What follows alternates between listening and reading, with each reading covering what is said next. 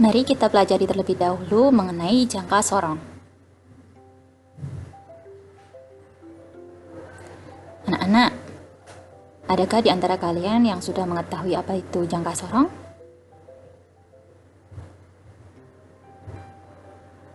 Besaran pokok panjang selain dapat diukur menggunakan penggaris atau mistar yang sering kalian kenal, juga dapat diukur menggunakan alat yang namanya jangka sorong.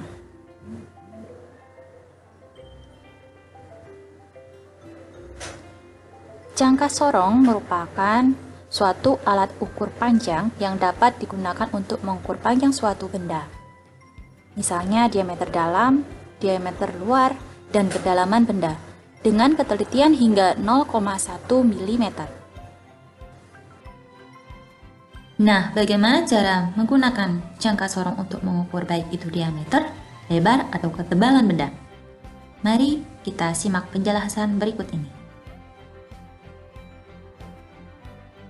Putarlah pengunci ke kiri. Setelah itu buka rahang, masukkan benda ke rahang bawah, geser rahang agar rahang tepat pada benda, putar pengunci ke kanan.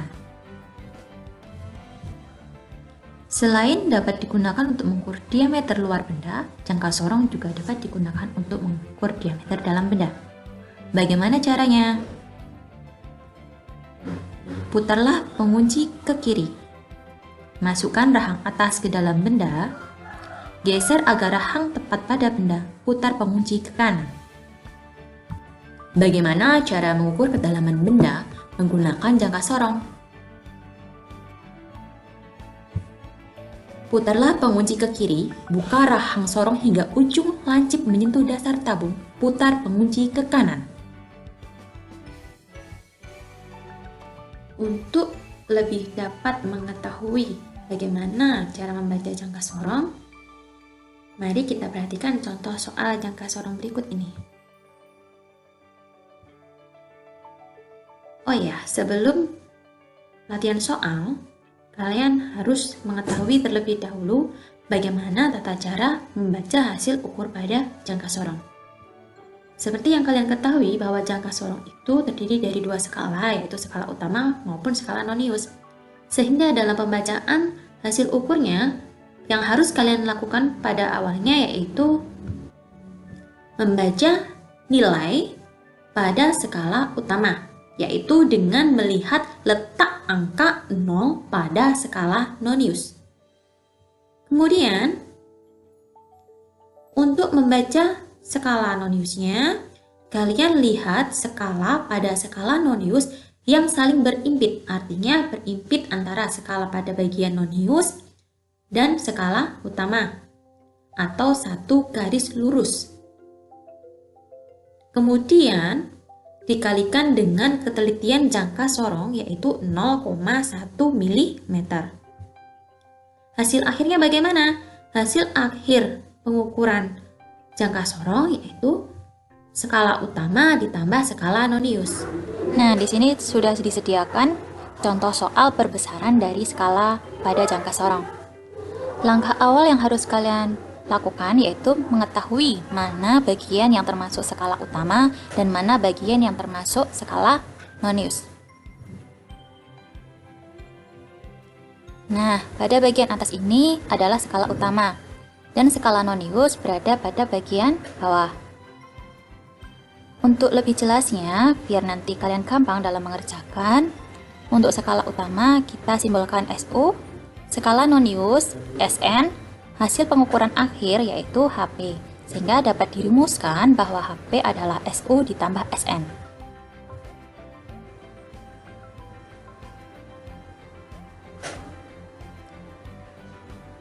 Nah, untuk itu langkah awalnya kalian harus tetapkan terlebih dahulu nilai dari skala utamanya. Nilai skala utama itu dilihat dari letak angka 0 pada skala nonius.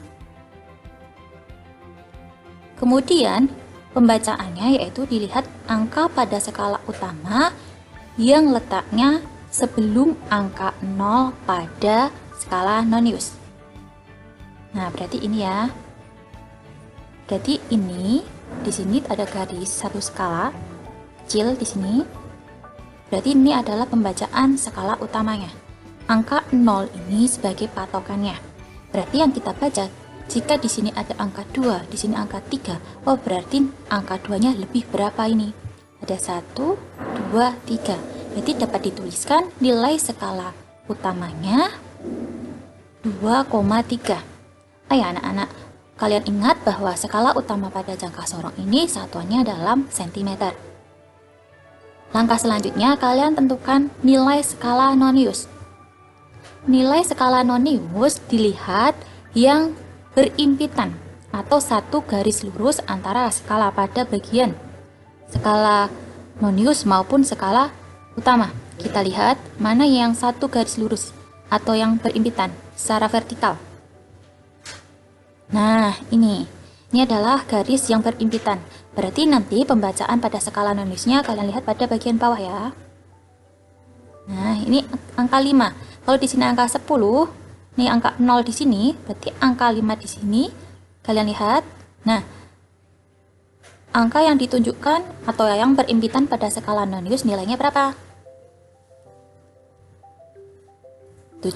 Akan tetapi untuk skala nonius, setelah kalian lihat skala yang berimpit, angka yang ditunjukkan dikali ketelitian dari jangka sorong.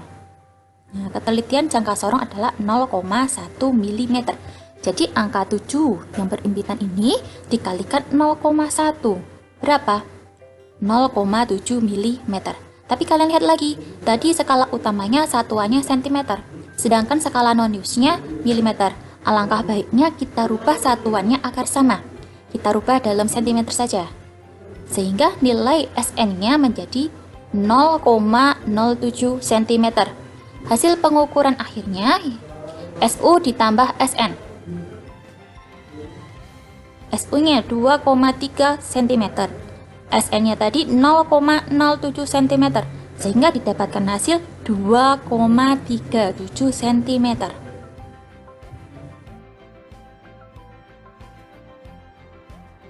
Mari kita belajar tentang mikrometer skrob.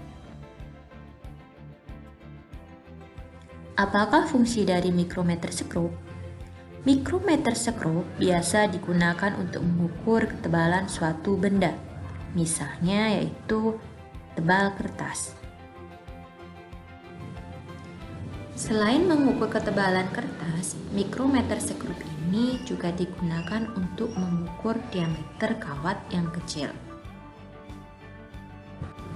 Mari kita kenal komponen mikrometer skrob.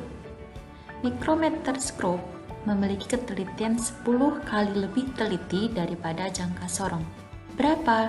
Yaitu sampai 0,01 mm.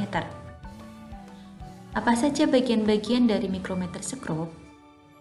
Mikrometer skrob ini terdiri dari poros tetap, poros geser atau putar, skala utama, skala nonius, pemutar, dan pengunci. Skala pada mikrometer. Mikrometer skrob ini terdiri dari skala utama dan skala putar. Skala utama berbeda dengan jangka sorong jika mikrometer skrob ini skala utamanya dalam satuan milimeter. Terdiri dari skala 1, 2, 3, 4, 5 mm dan seterusnya. Dan pada nilai tengahnya terdapat nilai 1,5, 2,5, 3,5, 4,5, 5,5 mm dan seterusnya. Dan pada bagian skala putar terdiri dari skala 1 sampai 50. Pada skala putar ini juga dalam satuan milimeter. Nah, pada setiap skala putar berputar mundur satu putaran, maka skala utama bertambah 0,5 mm.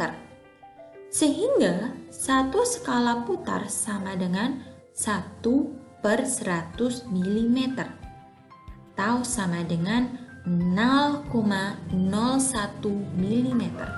Bagaimana cara menggunakan mikrometer skrob? Pertama, pastikan pengunci dalam keadaan terbuka. Kedua, bukalah rahang dengan cara memutar ke kiri pada skala putar hingga benda dapat dimasukkan ke dalam rahang. Ketiga, letakkan benda yang diukur pada rahang dan putar kembali sampai tepat alias pas. Yang keempat, putarlah pengunci sampai skala putar tidak dapat digerakkan dan terdengar bunyi klik. Nah, anak-anak, di sini sudah terdapat contoh soal mikrometer skrob. Caranya, kalian tentukan skala utama, kemudian skala nonius. Untuk hasil akhirnya, tinggal skala utama ditambahkan skala nonius. Pertama, kalian tentukan skala utamanya. Bagaimana caranya? Dengan melihat angka paling kanan mendekati skala nonius. Atau kalian lihat ini. Nah, ini adalah patokannya. Ya. Ini patokan untuk membaca skala utama. Yang dilihat angka yang mendekati patokan ini adalah angka berapa? Angka 3. Akan tetapi setelah angka 3 terdapat tanda strip di bawah ini, artinya adalah setengahnya. Ya, angka setengah. Di sini 0,5, di sini berarti 1,5, di sini 2,5. Berarti angka di sini adalah 3,5. Jadi angka pada skala utama berdasarkan soal berapa ini anak-anak? 3 lebih berapa? Ya, skala utamanya adalah 3,5. Satuannya apa? Milimeter. Kemudian, langkah yang kedua, yaitu kalian tentukan skala noniusnya. Caranya bagaimana? Dengan melihat skala yang saling berimpitan atau saling satu garis lurus. Garis lurusnya yang mendatar. Kita lihat. Nah, ini kita dapat garis yang lurus atau berimpitan antara skala utama dan skala nonius. Didapatkan angka berapa ini? Jika di atasnya angka 35, di bawahnya 30, sedangkan di sini ada skala kecil-kecil 1, 2, 3, 4, berhenti di sini. 30 ditambah 4 berarti 34. Akan tetapi skala nonius pada mikrometer skrob ini memiliki ketelitian 0,01 mm. Sehingga skala yang ditunjuk di sini dikalikan 0,01 mm. 34 dikalikan 0,01 mm hasilnya adalah 0,34 mm. Jelas? Ya, hasil akhirnya skala utama ditambahkan skala nonius. Kita lihat, apakah satuan pada skala utama dan skala noniusnya itu sama? Ya, sama. Kalau begitu tinggal dijumlahkan saja. 35 ditambahkan 0,34 hasilnya adalah 3,84 mm. Jadi hasil pengukuran pada mikrometer skrob ini adalah 3,84 mm. Nah, sudah jelas anak-anak? Jika sudah jelas, kalian coba latihannya ya. Semoga bermanfaat. Terima kasih. Selamat belajar.